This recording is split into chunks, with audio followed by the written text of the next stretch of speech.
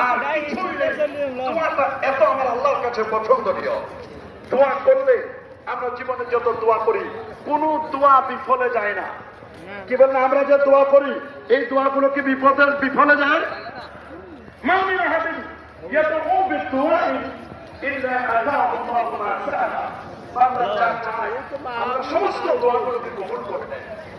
আও কাফান মিন আস-সুই মিসলাহু, দোয়াটি তার কবুল হয়েছে, কিন্তু দোয়াটি কবুল হয়ে হয়তোবা এর উসিলায় আল্লাহ তাআলা তার জটিল কঠিন একটা আপদ বিপদ ছিল, ওই বিপদ থেকে আল্লাহ তাআলা তাকে সেভ করেছেন, আল্লাহ তাআলা তাকে নিরাপদ করেছেন। অথবা এমন হচ্ছে রাসূল আকরাম সাল্লাল্লাহু আলাইহি ওয়াসাল্লাম তিনি বলেছেন, অথবা এমন হয়েছে সে যা দোয়া করেছে এই দোয়াটি আমি আল্লাহ রিজার্ভ রেখে দিয়েছি, এই দোয়াটা আমি আল্লাহ তাকে হাসরের ময়দানে দান করব। আল্লাহু আকবার বলেন। রাসূল বলেন, লা ইয়ারুদ্দুল কাযা ইল্লা দুআ ওয়া লা ইয়াজিদু ফিল উমরি ইল্লা আল বির। দোয়ার মাধ্যমে মানুষের তাকদীর চেঞ্জ হয়ে যায়।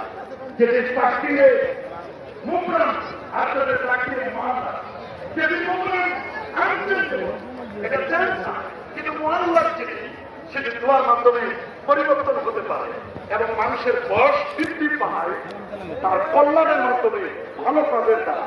এর তো কি, এর তো হলো অল্প সময়ে বেশি আমল করতে পারে। সুবহানাল্লাহ বলেন। অল্প সময়ে বেশি আমল করা, অল্প সময়ে বেশি আমল করতে পারে। কি চাইব আমরা? রাসূল আকরাম